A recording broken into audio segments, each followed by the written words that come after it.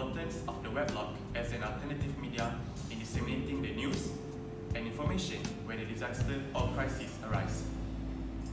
Next to me is the first presenter. My name is Muhammad Saleh, and that is the second presenter. My name is Muhammad Imran, and the presenter who is holding the camera. Muhammad Imran also. And me, Muhammad Shafiq Muhammad Mirul, as the last presenter. So without further ado, Let's start off with the introduction of Weblog. So I'm going to talk about the introduction to Weblog. So what is a weblog? A weblog is a website that consists of a series of entries arranged in reverse chronological order, often updated on frequently with new information about particular topics. The information can be written by the site owner, gleaned from other websites or other sources, or contributed by users. And how is it this weblog function actually? There are so many things one could do with the relatively new medium of blogs. They can be almost anything a person wants: a journal, a compilement of links, a scrapbook of information, or even a discussion board. And there are 9 importance of a weblog. The first one would be it helps you to refine your thoughts. The second one is it will give a reward to the creator of the blog itself. So when there are people visiting their site, they will get the reward. The third one would be amplify your humanity. The fourth one is connect us to our tribes. The fifth one is by giving the introverts a voice.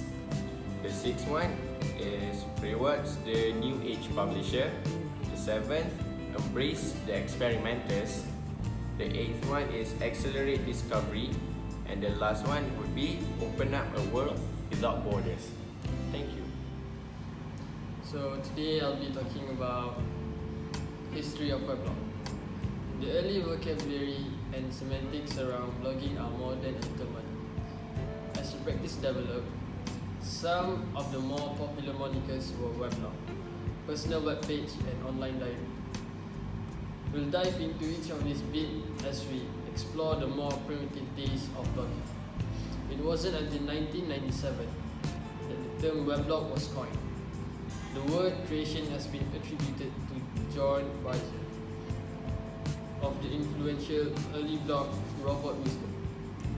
The term was created to reflect the process of blogging the web as he browsed. Weblog was shortened to blog in 1999 by a programmer named Peter Maholes. It's not until 5 years later that Merriam-Webster declares the word their word of the year. By 2001, there was enough interest in blogging that somehow two articles and guides started cropping up.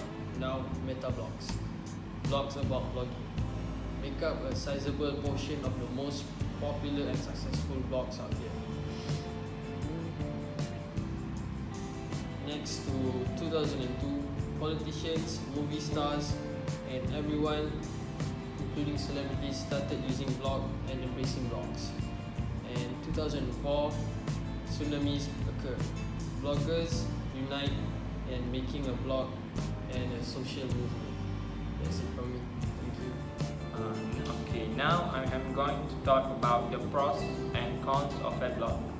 The first point is the weblog features such as linking, replying, and tracking can make it easier in sharing knowledge and information because we can use the weblog wherever we are and anytime we want.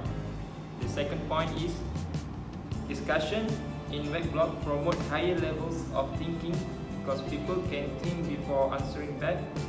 For example, the student can improve their critical thinking when they perform a group discussion with their friends. The third point is collaborative weblog support teamwork and group learning.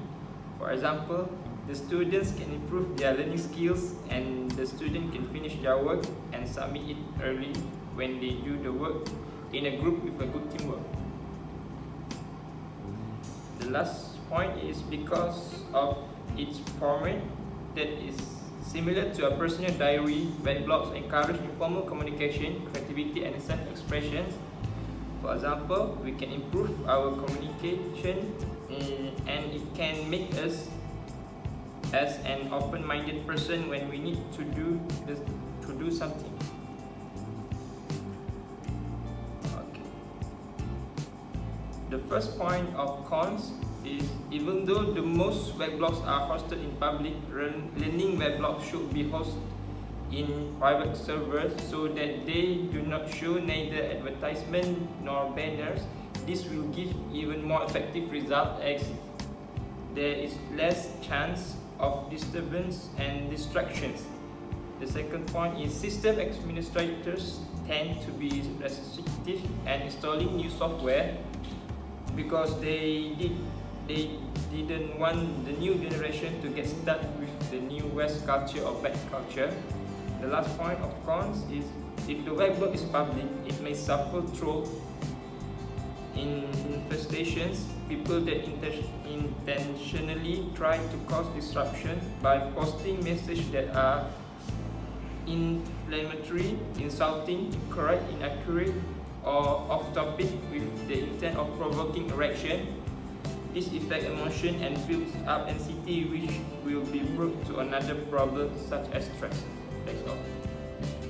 Back in 2014, a crisis arose and an airplane of MH370 were missing out of the radar. The crisis and incident shocked the whole world, as it is not logic for an airplane to went missing out of radar without any clue. The whole world, and Malaysia especially, were shocked and curious about the issue.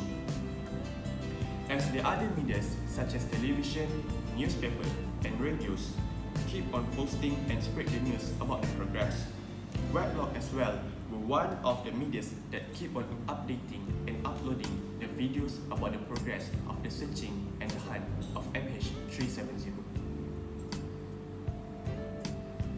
The weblog of the hunt of MH370 is a phenomenon as one of the most visited weblog at that time when the crisis arose. The owner of the weblog keep on updating the blog by posting about the progress, the cause of the incident, and even uploaded the videos about the interviews of the progress from day one of the missing MH370. As one of the importance of the weblog is to open up a world without borders, the whole world were connected as each country were curious about the missing of MH370. The weblog features such as linking and replying can make it easier to gain knowledge and information were shown and proven when the visitors of the weblog of the hunt of MH370 commented on the comment section about their thoughts, about their speculations, and about their perceptions of the missing of the MH370. As we can conclude from this weblog as an alternative media, it is shown that weblog is important in disseminating the news and media when a crisis arises.